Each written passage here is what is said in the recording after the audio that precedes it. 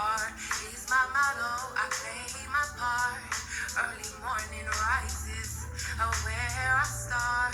Will the seeds I plant bring me the harvest I want?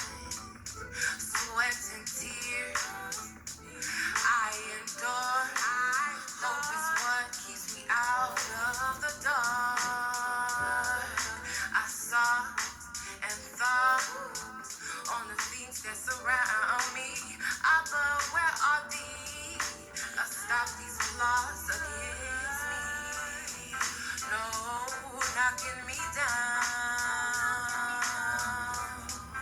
No, knocking me down. No, knocking me down. No, knocking me down. Single mother, I didn't want this, but it happened, so I have to handle my biz. Love is what keeps me focused. My presence lets you know I'm not playing. Building empires is the mission. Knowing I desire not to waste my potential. Pushing through the system, not letting them win my spirit. And yet the force in me won't allow me to try to rid me of my royal. No, knocking me down. No, knocking me down. No, knocking me down. No, knocking me down.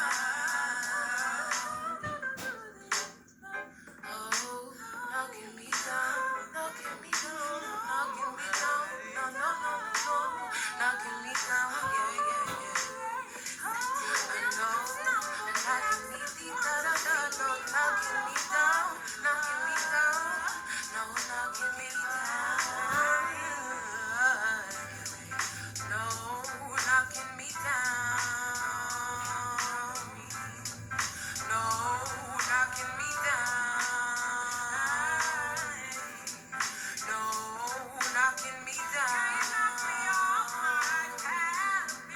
No, knocking me down. No, knocking me down. No, knocking me down. No, knocking me down.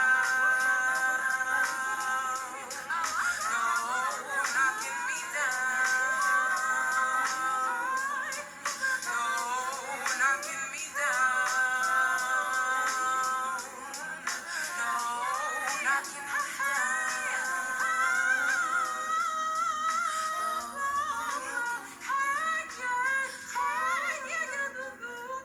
No, knocking me down. Can't knock me down.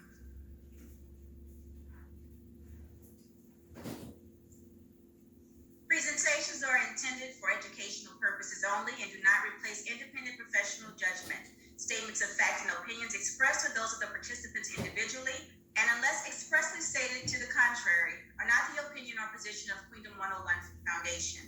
Attendees should know that sessions are published in various media, including print and video formats.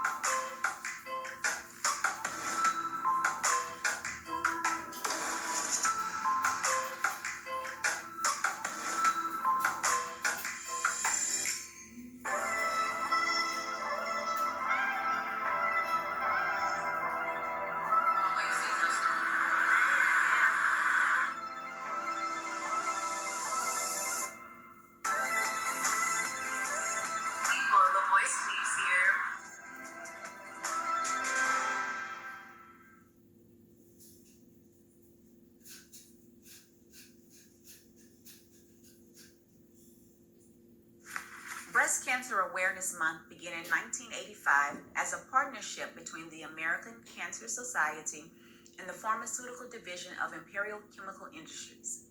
Betty Ford helped kick off the week-long event as she herself was a survivor of breast cancer.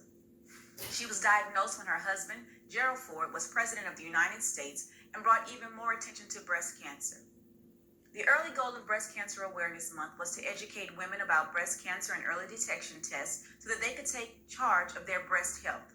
One of their key goals that they had wanted to achieve was to promote mammograms as an important tool to be used in the fight against breast cancer. During the month of October, breast cancer survivors and those with breast cancer are celebrated and encouraged to share their stories. The month is also dedicated to raising funds for breast cancer research and other related causes. The Pink Ribbon. The first nationwide campaign that utilized the pink ribbon was back in 1992 by Estee Lauder Cosmetics. They handed out an impressive 1.5 million of them and ushered in the pink ribbon as the premier visual reminder of Breast Cancer Awareness Month. The NFL has become one of the greatest supporters of Breast Cancer Awareness Month, and nearly all players, coaches, and referees don the pink ribbon each October to show their support. Breast Cancer Awareness Month is a chance for all to take time and acknowledge women and men whose lives have been affected by breast cancer. This information was provided by Brevard Health Alliance.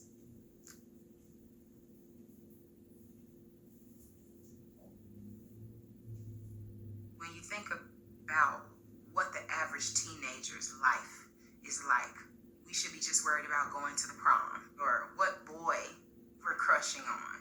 I wanna give you strength when you feel weak. I'll show you, you can take it. In the shower one morning, getting ready for school, I felt a lump. I decided to talk to my mom. We went to the doctor to get it checked out, and initially she said, "Don't worry about it. I'm sure it's nothing." Not only did it turn out to be breast cancer, but it was a rare and very aggressive form of breast cancer, and I was just 16 years old. It was just devastating. I didn't think a child could get breast cancer at age 16. I had very limited access to quality health care and treatment. Everything I did was me figuring it out on my own. I had a partial removal of the left breast, which left one the size of a grapefruit and the other the size of a cantaloupe. To have to go through that 16. And quite frankly, the incisions were pretty botched. I didn't know about reconstructive options or prosthetics. I felt like an alien, a monster. I felt that no one understood what I was going through, and I internalized my pain.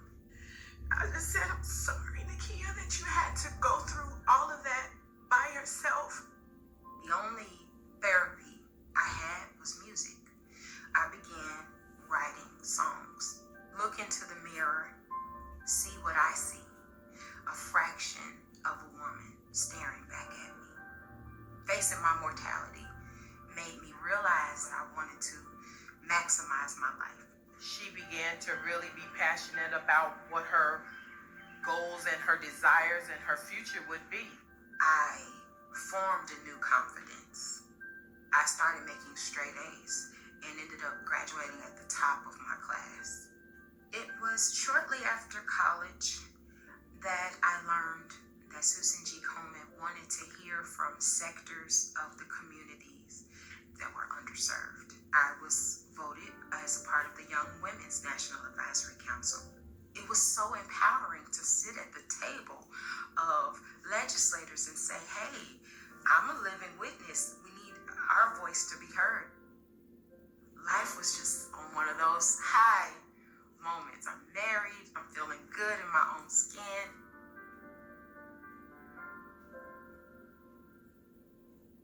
Every year from age 16, I went for my annual mammogram when the doctor says, "No, Nakia, I see some suspicious activity." maybe we should check it out. But then again, maybe it's nothing. Those words almost infuriated me. I'm sure it's nothing. Oh no, if you even think there's a remote possibility that it could be breast cancer, let's test it, let's get it looked at. And sure enough, very early onset breast cancer. By me being so proactive, I was able to catch it early on. And I was in the driver's seat. And the cancer wasn't dictating to me what would have to happen. We just broke down crying, and I don't know what it feels like. And I won't even act like I do. I can only imagine. Let me be your voice when you can't speak. I'll show you you can make it. I want to give you strength when you feel weak.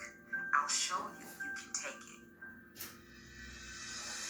Me being able to give the songs a voice and get it out and share it with people was my therapy. I have battled breast cancer for over 20 years. I know more of a life with breast cancer than without it. But through the process, I found my strength. I found my voice. You can live through and beyond breast cancer. Take it one moment at a time, one breath at a time, one day at a time, and you will come through it.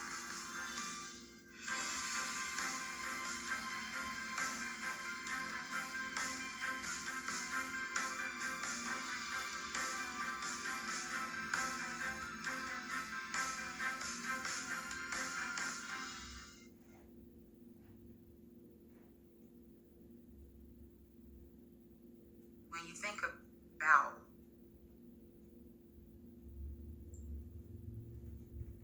Welcome everyone to Queendom 101 Sunday Sessions. Queendom 101 places emphasis on empowering young women for the future.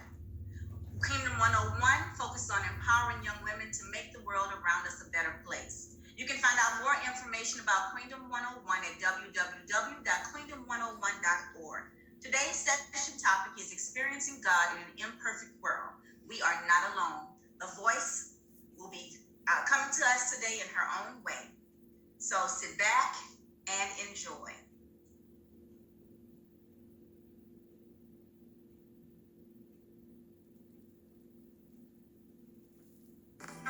no knocking me down. No knocking me down. No knocking me down. No knocking me down. Oh, knocking me down, knocking me down, knocking. Our guest presenter today is Voyce Reaves. Voyce Reaves is a soul singer living in Little Rock, Arkansas by way of Sacramento, California. As an artist, she is working on various projects to inspire the youth around the world. You can make it out and pursue your passions with which God gave us, Voyce claims. Independent music artist Voyce Reaves uses her gifts such as songwriting, co-producing, vocal producing, mentoring, modeling, and acting for the kingdom of God. She has had years of experience as a teacher in the Little Rock School District, as well as AmeriCorps, bringing tutoring and healthy life skills to the youth at the Boys and Girls Club. In 2016, Arkansas Baptist College presented Voyce with an appreciation award for the Department of Public Administration. She won Showtime in Memphis Talent Show in 2020. Reaves has also auditioned for American Idol in San Francisco, California, as well as Little Rock, Arkansas. Voyce has traveled nationwide, performing in states of California, Texas, Tennessee, Atlanta, Oklahoma, Arkansas, as well as Kansas City, touring with the Arkansas Baptist College Choir. When Voyce is not traveling, sharing her sound, her confident poise and acting skills on the road, like in Karaoke of the Bells, played by Warren T. Booker. As a single mother, she is nurturing her wonderful prince and princess while managing to assist other single parents and feeding the homeless in her city. Let's welcome Voyce Reaves. Hello, everyone. How are you doing? Can I see some faces? Hey, ladies. On the screen, all I see is names on the screen. If you guys can mute yourselves and I want to hear, I don't hear no hays or hello. How y'all doing? Good afternoon, back. Can we get some good energy going through here? Hey, ladies. Hey, my princesses and queens. How y'all doing today? Doing great. That's awesome. That is awesome. I'm very honored to be here. I'm very glad that my friend Crystal let me know about Queendom 101 because before I didn't know anything about the organization, and I'm glad to be a part of it. I'm hoping that what I have here for you today, which let me share my screen. Get that part up here. Give me one moment.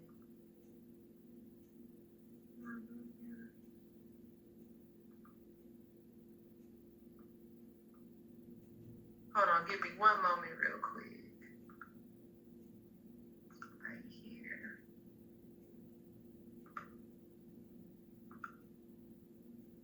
Okay, go back here. I'm still learning how to use this, so please give me a minute.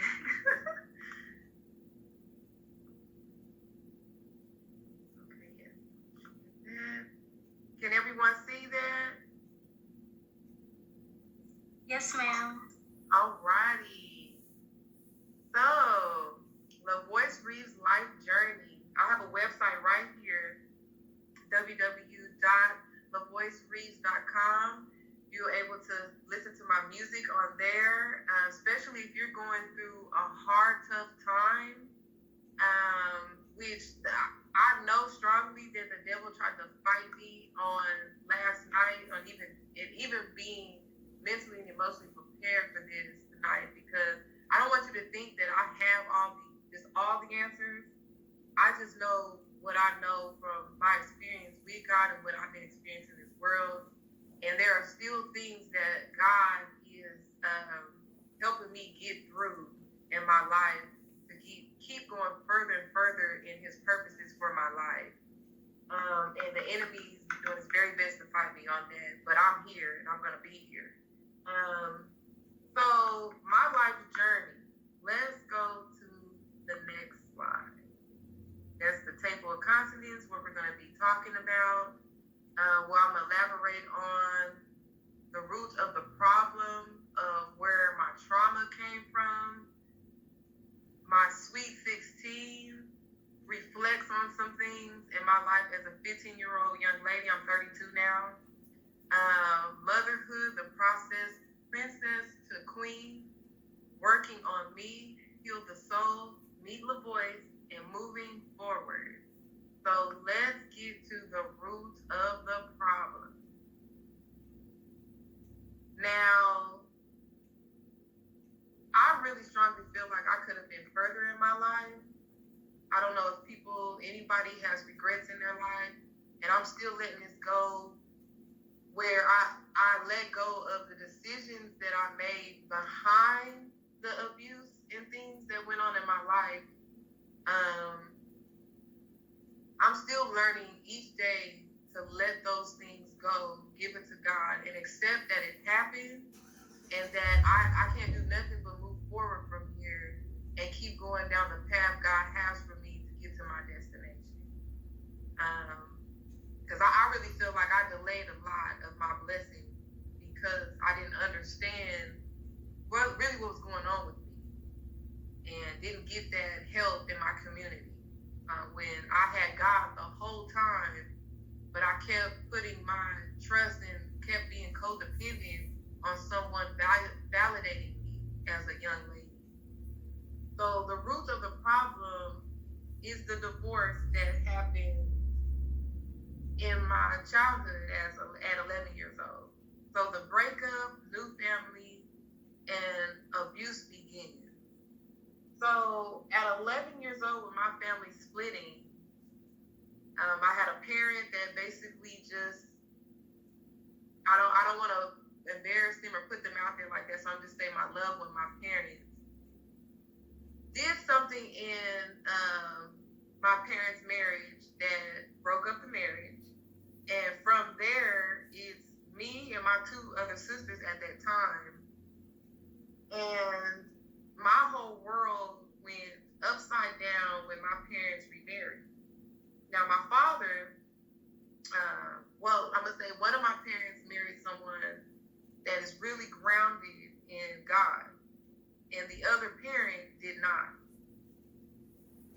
And mental and emotional abuse, God had to show me, didn't just come from one of my parents' marriage.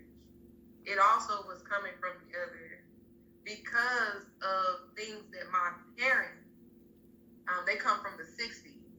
So there's things that went on in their childhood, in their world, that they never got help for. And it basically spilled on out into how they're raising me and my sister. And that's like a ripple effect. So you take the black community has the most trauma than anyone out here, any community out here. And what they do is, instead of getting help, because I feel like we've been programmed that help is not good, we just supposed to suppress it, that here we are raising generations like that, where we're not going to be able to really break through the things that God wants us to really break through with his help to reach the promised land. I'm going to put it like that. So I knew that in my life somewhere, I was going to have to, and if anybody's put it, I see chats popping up, so I'm going to check them when I can. I don't want you to think I'm ignoring anything. I'll monitor the chat for you. Oh, okay. Thank you. So that was when I first started, and this was just recently, really early this year, where I finally was learning to put forgiveness in God's hands, for me to forgive my family, and still doing that to this day, and people, so I can grow and so I can heal and live a very joyful, peaceful life, and not always in my past, because it was hurtful of the lack of love, I'm going to say, of really demonstrating what God's love is and not what always human think love is. You know, one parent thought that, okay, a roof over her head, making sure she graduates from high school and all this other stuff, like we go do outings here and there. I think that they thought that was the it of raising a child. And it really, children need more. Me being a mother of two, especially my son is autistic, and I think my daughter is too. They require a lot more attention. And see, I didn't get attention, not from both of my parents.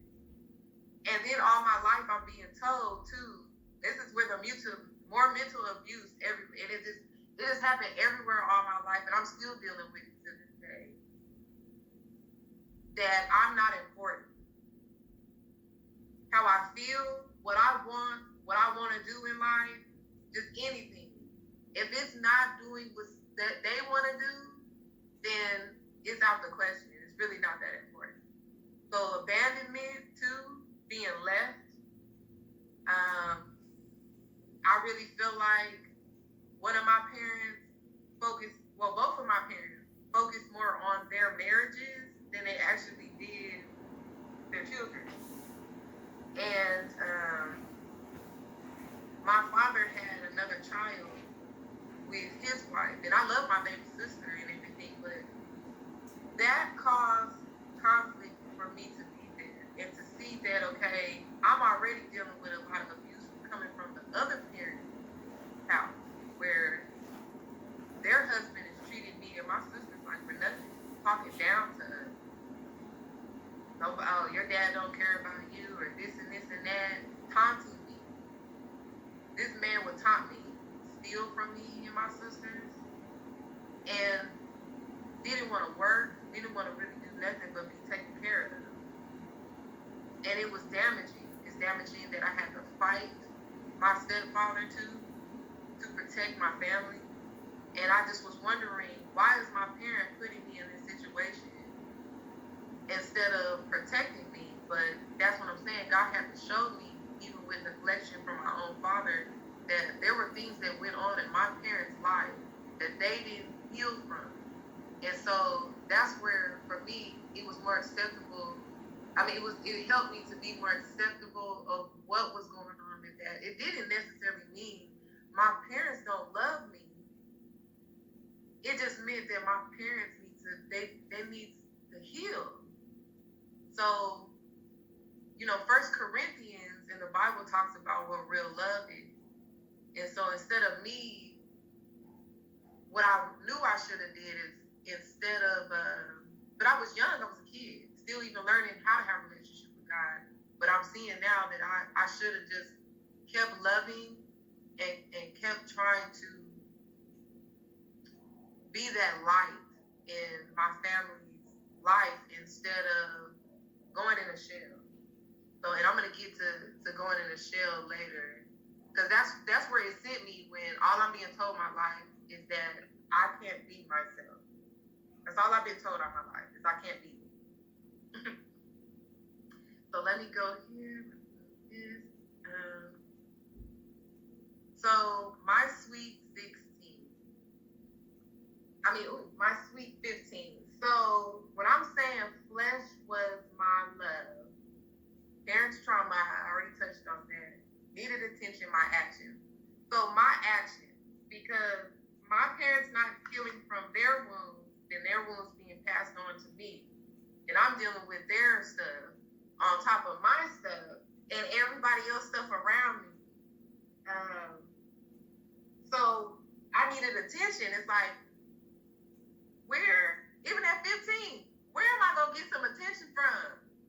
Hello, mom and dad, anybody?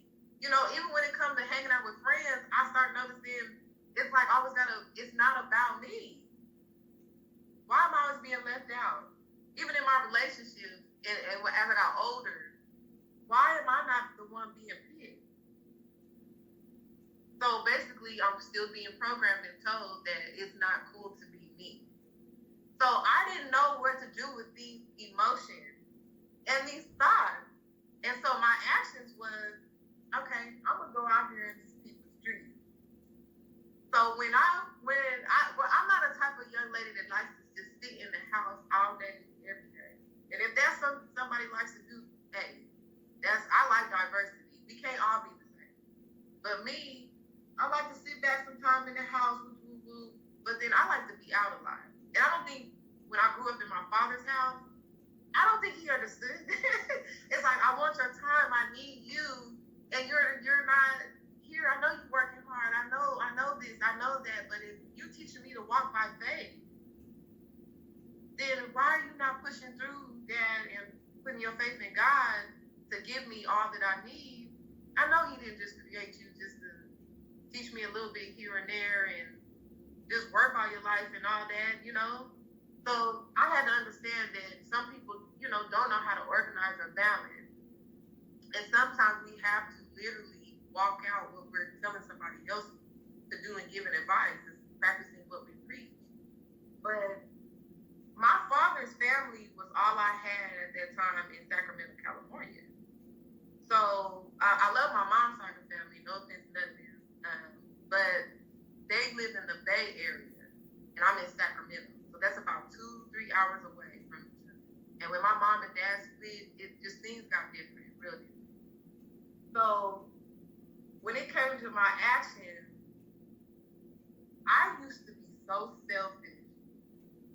I used to care, and I'm still working on some things with this, with not caring about how somebody else feels, because nobody cared about how I felt. So why should I? I went through these emotions at 15, young. So it's like,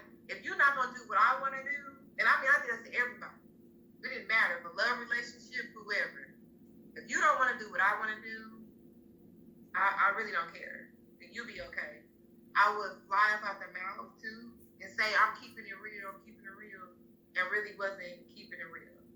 When I would try to go talk to even the people I was hanging out with, my family, my dad's family, have a history of being in the street. We talking about drug dealers, pimping, prostitution, gang banging.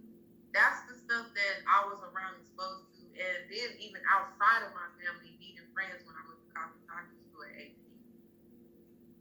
And going to even some of my family members, the women that I feel like, or any other, I need a mentor. I didn't even have, me and my stepmom, we have a cool relationship, but my stepmom couldn't override how my dad wanted to raise me. And my mom she wasn't really present. Actually, and my sisters are living in Baton Rouge, Louisiana right now. That's where my sisters, when we were young, my mom moved from California for some years. And they grew up out there, and I didn't want to go. I wanted to stay with my father. And Louisiana, I love Louisiana. It's second home to me. I didn't want to go there because if we were going to go there with my mom, with my mom's husband, my stepdad, I was on the verge to really do something, I'm going to say permanently, to this person. So they won't be a problem in me and my family's life ever again. So when I told my father about that, that's why I got to stay with him. So I wouldn't be in somebody's jail cell, honestly, at 13. That was 13 then, 13 years old. And then that's where my anger issues came up too. Because back to seeking for a mentor, women who are seasoned, it's supposed to help the next young lady coming up under them in patience, love, and peace.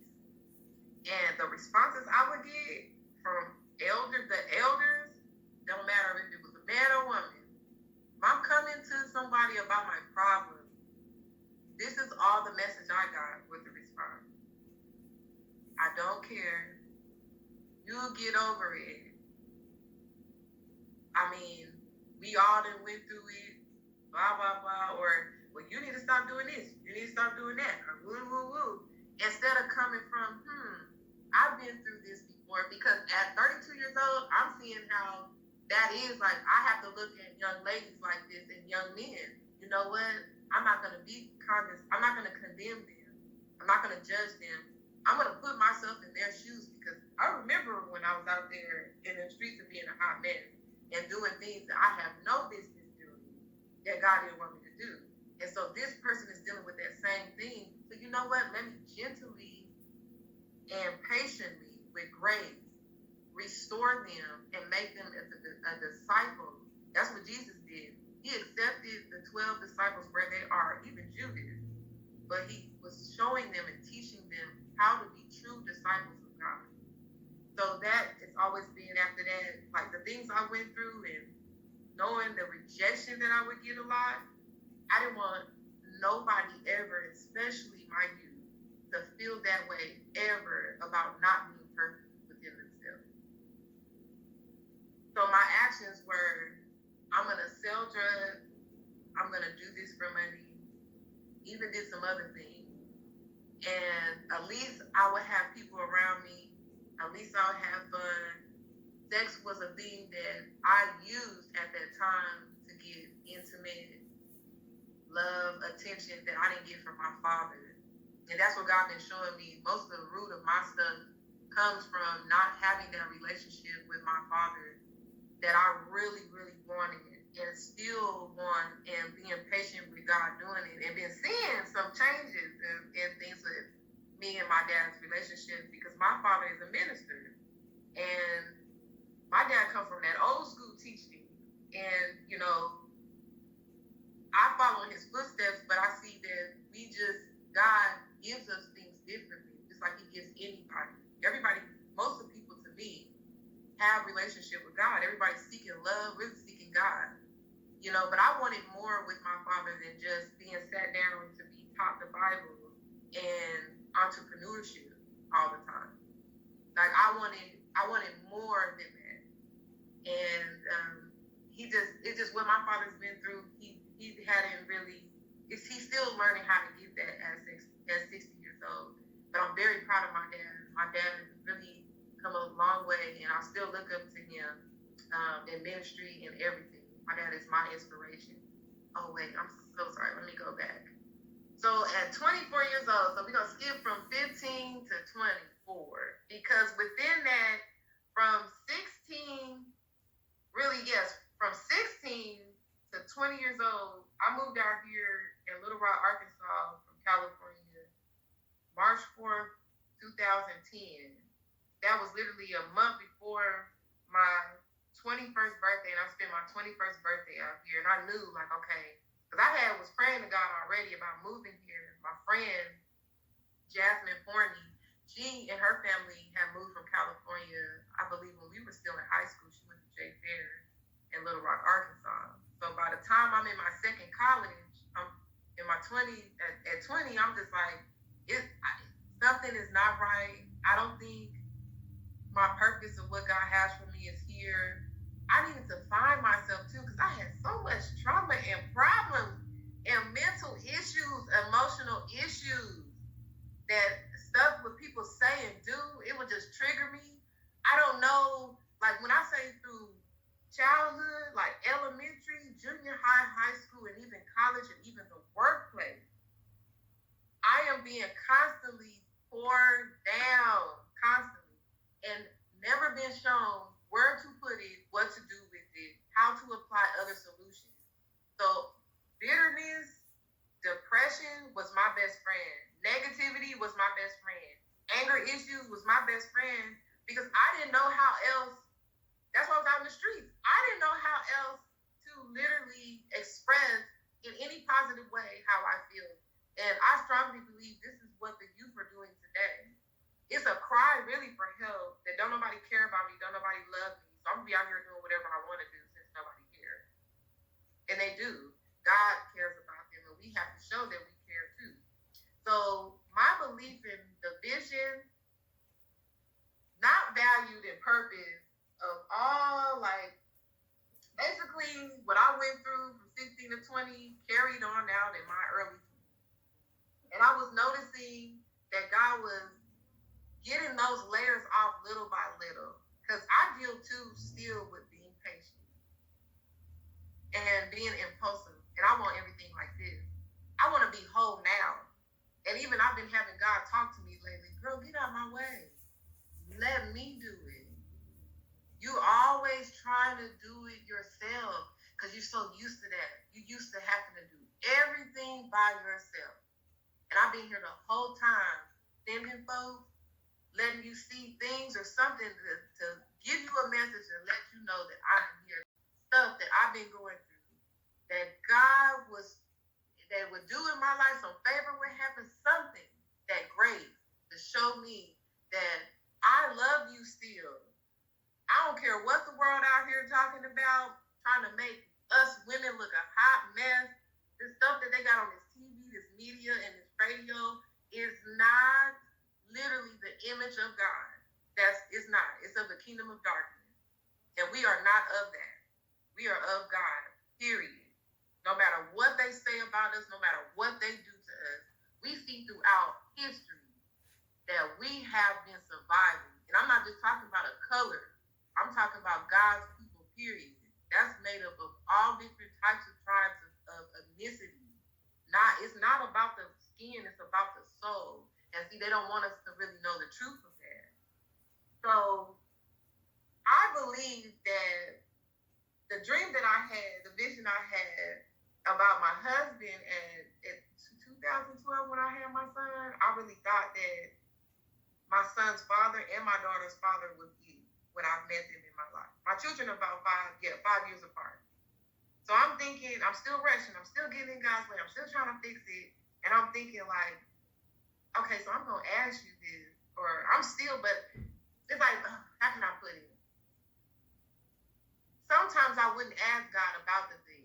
I would just hop in. And then I would ask him when I don't feel like certain things is going right. Lord, did you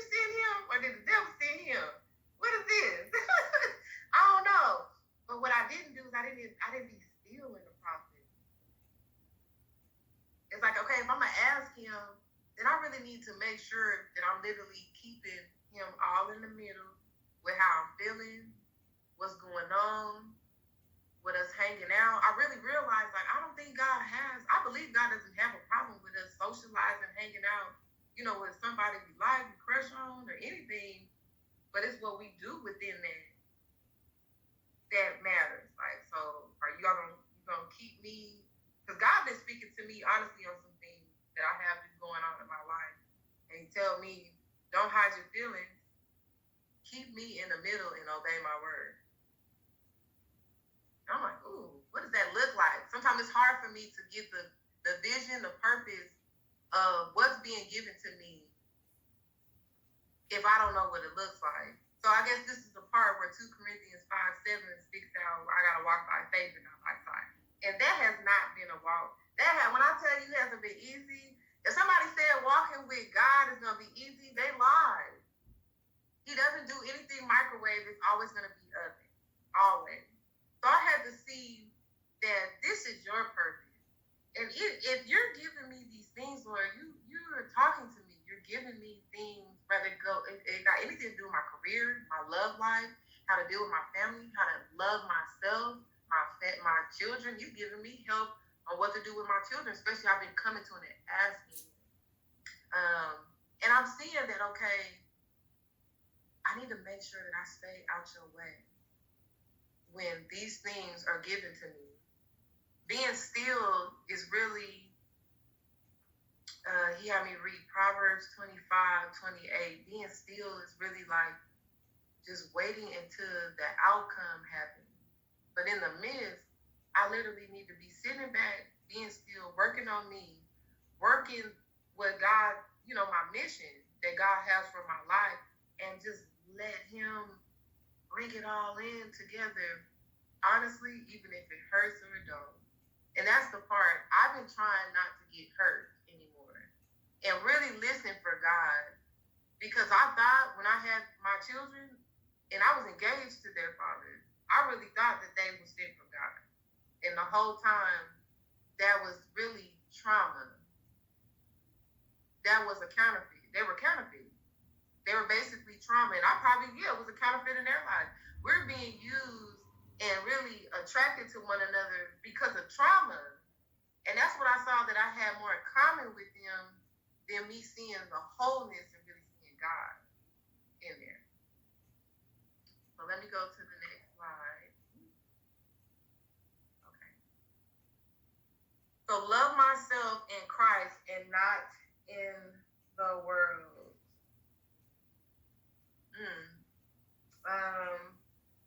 I didn't want to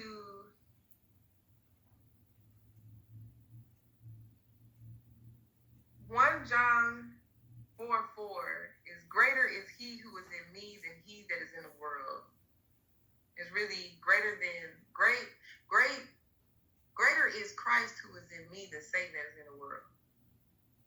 So the process that I'm even in as we speak right now is I feel like that I'm fighting myself on what really love is and how to give that out and what source really to get that from. And so I've been asking the Lord to help me. This is the process of God bringing me out of, since I've been surrendering. I've had to surrender. Like, Lord, I surrender myself. I surrender these areas. So I can really get the peace and the things of my heart that I desire, other than taking what is not my, just not compliment my self-worth as a royal kingdom woman. And not these images I'm seeing on TV. And I always felt like I need people. I need somebody always to remind me that I'm loved and I'm validated. And God is that.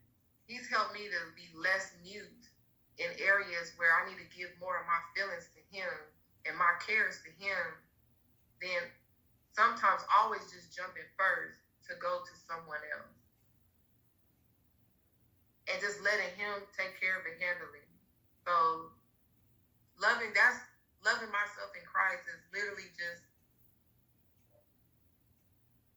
it's been, I'm trying not to get emotional because I really come a long way of coming out of some mental issues and did not know that I was really harming people around me and myself because I was dealing with pride and not wanting to be humble. And I'm still learning to go through this process of letting him humble me, and really for me to stop looking at myself as my past and what I'm being told that I am in this world, and really stand and rely on God's word about who I am.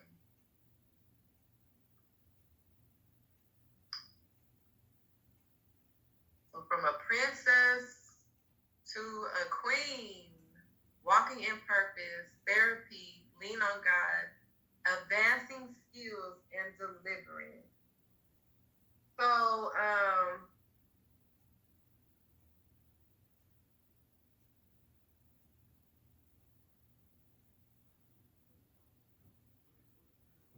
with all of these, I had to get out my comfort zone. I've been thanking the Lord to help me get out my comfort zone, to help me get out my comfort zone, and to help me literally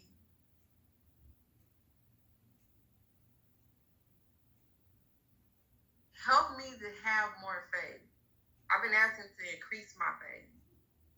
It took a lot for me to have two therapists right now because I just felt like I'm not a strong woman if I get therapy. And when I went and really gave it to God, learning to just acknowledge him with every step in the way that I'm, especially the stuff I'm fearful with. I'm like, Lord, I don't know if I'm a pig. I'm not a good picker with stuff. So this is a fear for me. But Lord, I need you to help me pick. Like, I don't know.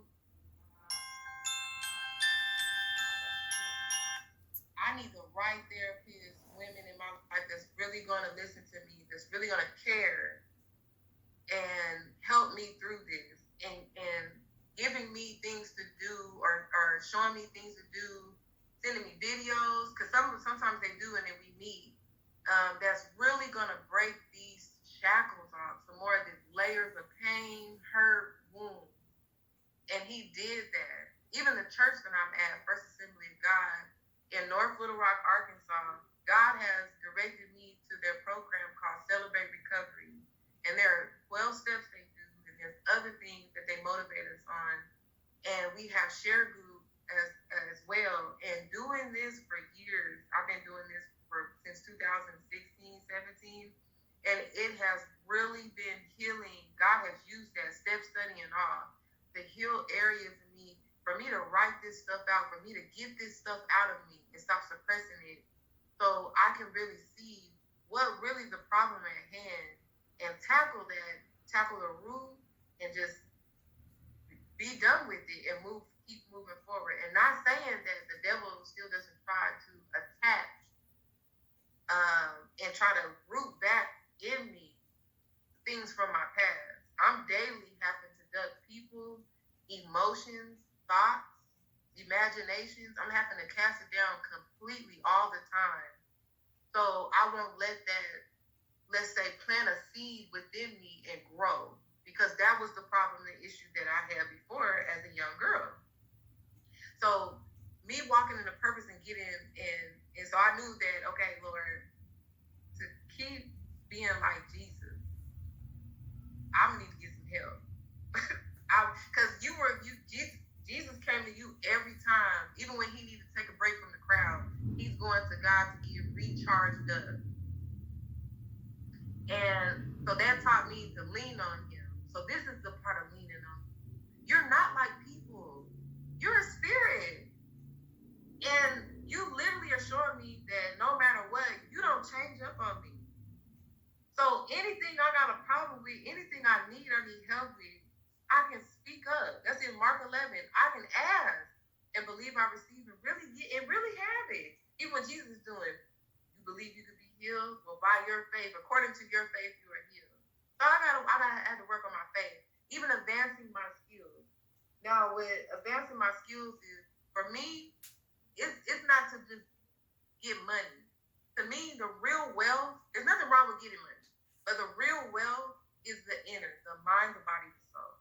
But a person can have self-control over that, and literally, John 10:10, we know that the devil comes to steal, kill, and destroy, but Christ comes to give life, and life more abundantly. If I'm believing this word and I'm knowing this word, then every time I got something negative, energy, even a thought come over my mind, somebody is popping up with some drama in my life, something. Oh no, I'm about to stand on God's word. Devil, you trying to come over here and steal something? You trying to destroy something? You trying to kill something? You trying to kill really the purpose of my life. Many a times, the enemy, even recently, I got in a car wreck, tried to wipe me out. And it's a part of being God's child and doing his purposes. The devil gonna try to fight at us. Persecution, now I understand why rejoicing in persecution is really important, because it does show that we are daughters and sons of the Lord. So that don't let nobody make you feel shameful, make you feel like, because you ain't doing it. I ain't none against Megan Thee Stallion, none of them, but it's because you ain't got a lot of money or you doing this and being self-righteous and all that you ain't nothing, like you're not doing nothing. But doing things for God is so wise, and it brings so many riches. Look at the book of Job. And delivering.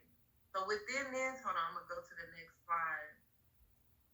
So coming from a princess, to me, that's the part I'm gonna say. A princess is still royal, beautiful, and I mean importance, the whole nine. But most of the time when we're in our immature stages, our child stages, we're still growing and we're still learning how to be wise, to be honest. So deliverance is like letting God just take that little girl that been just tossed, going from, and just not cared about. Let him take that step by step, heal, and then boom, here comes walking into the queendom. I think it's more than just the age of us being a queen and all that. I believe it's more of maturity is what I believe is a woman coming from a princess to a queen. And so don't let no one stop I'm going to say it like this, stop your process. Don't let nobody make you feel bad because you're not there yet.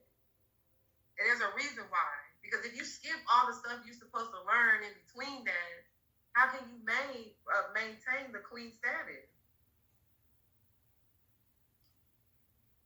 And hold on, give me 1 minute. I gotta move this thing from in front of here. Okay, so moving on, my beautiful women. Working on me. This is the part that when I tell you, princesses and queens, this is the part of my life that I feel like at 32, like, why did I not do this in my 20s? Like, why wasn't I here? Why am I just now getting here? But there's a reason why. God is not a wasteful God. So the working on me, master loving thyself. I'm going to touch on date nights with self, walks with self, Bible time with self. This is why I get so excited, because when I'm going out on a movie day out to eat, or literally pampering myself if I'm going to nail shop, or having my creative time where I'm working on my music, modeling, acting stuff, and even other projects that God has me working on.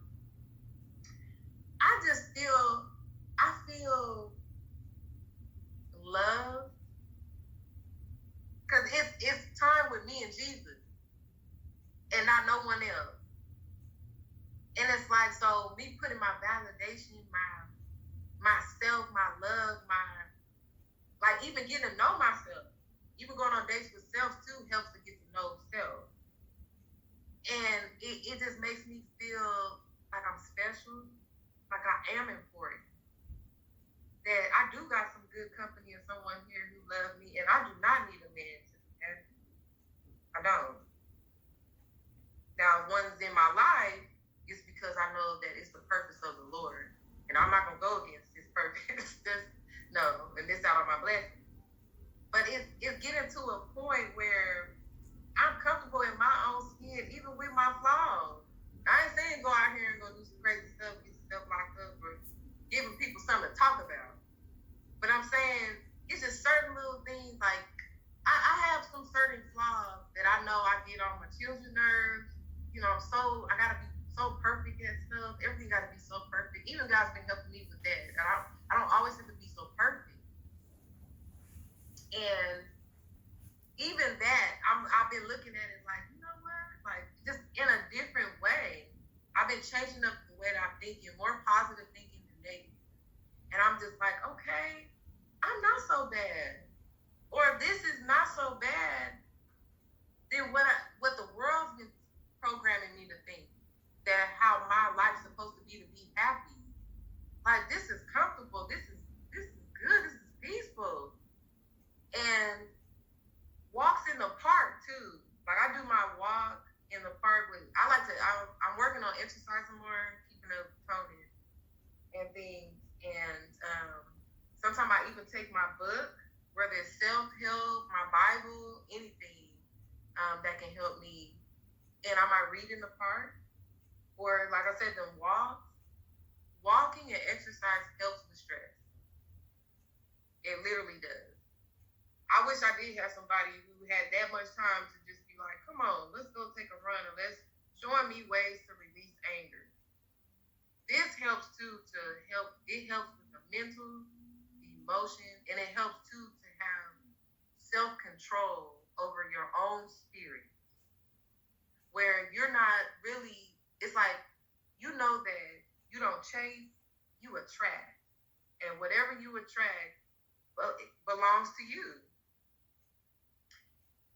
It's walking in total freedom from past hurt, even present stuff, or stuff that might come in the future. Working on building self-healing is literally a freedom walk.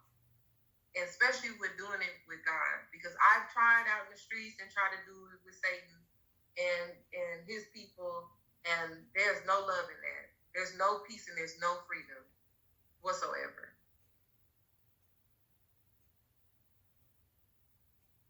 And so yes, working on self is important.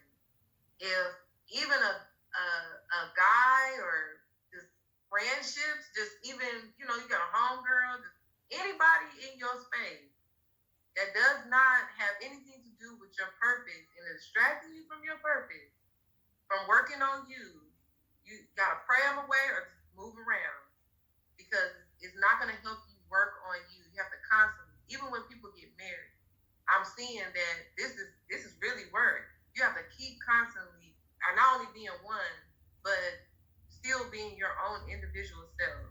And in a way, it still is like a shadow and type of having a relationship with God.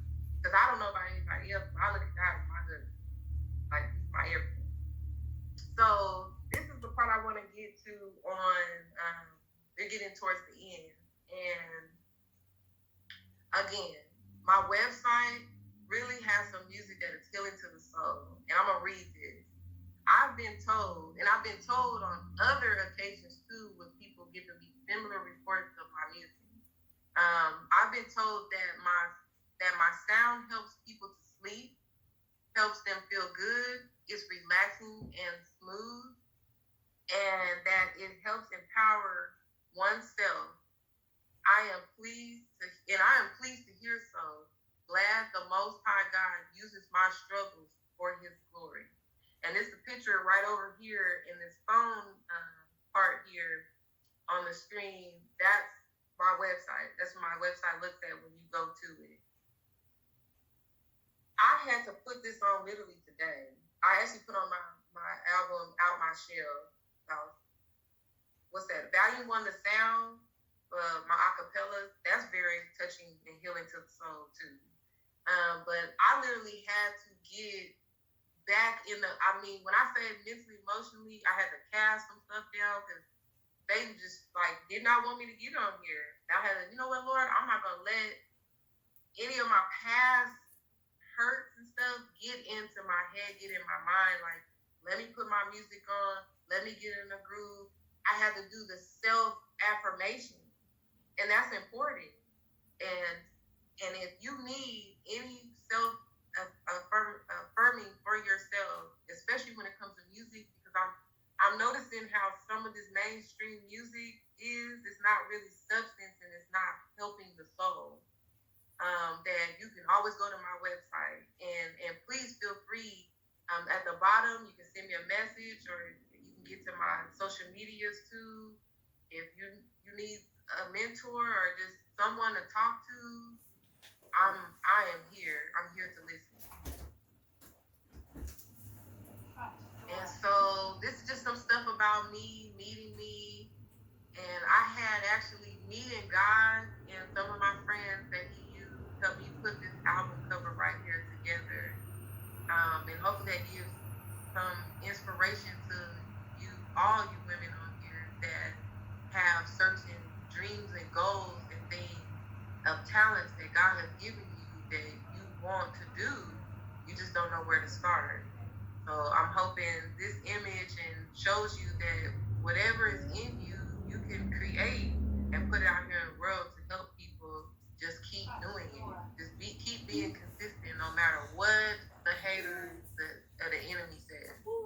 And I do vocalist, songwriting, runway modeling, actress, poet, producer, artist of art. I love to draw, and I'm working on how it looks on paper from my mind, but I still do good artist work just from my head. But I love to look at things. I can look at people or anything and draw it out. And I need to do something with that. That's what I've been putting into play with my album covers and things. And philanthropy, I love speaking up for people that feel like they don't have any voice. And who are just not being heard. I feel strongly that the government is shutting certain imagery and certain facts out to not really highlight the root of the problem, what's going on in our community. And hairstyling. Yes. It is 4 o'clock now, and we are okay. And we have set aside some time to give you anyone who wants to ask you any questions. And so at this time, is there anyone who would like to ask any questions or any comments? At this time, you can unmute yourself or you can put it in the chat. Yes. Anyone? Well, let me look at this chat. Okay. Somebody said this is an amazing story. She's awesome. Thank you so much. You guys are awesome too. Okay, so come on, let's not be shy, ladies. I know how it is when we're around people and we don't really want to come and speak out. We're a little shy, but I mean, no one has any questions about getting close to God. No question is a wrong question to me. Is your question? Well, okay. Alrighty. Well, in closing, on the moving part of this, just keep walking by faith, not by sight. Make sure you casting down anything negative. Make sure you just remember to get out of your head and build your relationship with God, and do not give up no matter what is thrown your way. And I love you guys very much, and thank you for having me. Thank you so much. And if anyone has any questions, you can reach out to La Voice. She gave her website information, and I will also send that all to everyone in an email at the end of our session. And now we have a couple of door prizes. Oh, we have somebody in the chat. Oh, someone says awesome. Miss Erica Hicks says awesome. We have some door prizes, so I put everyone's name who attended today in my little box. And I'm going to pull 2 names. Let me turn my camera on so you can see I'm actually pulling those names. And first name that I pull, first name that I pull is Miss London Lewis. And the second name that I'm pulling is Mrs. Ann Lego. Mrs. Ann Lego and Miss London Lewis. And so I will be sending you both something from Queendom 101. You'll receive it in the mail. Well, Mrs. Ann Lego, I will drop it off to your house. All righty. Our upcoming events, coming up, Queendom 101's November session, Miss Erica Yvette, and she is here with us today. She will be speaking. The session topic is domestic violence, how to avoid relationship and dating violence, and that will be November the 21st. Also, some other organizations. We have the National Coalition of 100 Black Women that will have a suicide prevention town hall next Saturday. I will send that information out. And then the Church of Christ, Jewels for the Journey, young ladies ages 13 to 23 and female youth workers, Saturday, October the 23rd, via Zoom, and I'll send that information out as well. I think we have some more responses in the chat. God is good. God don't ever fail. Thank you for sharing your story. It's inspiring. Continue to let him use you. And Lego. And then LaVoice tells everyone, thank you all, love you all. I'm going to place a survey in the chat box. And if everyone can complete that survey for me, we would greatly appreciate it. And we thank you so much again for joining us for today's session.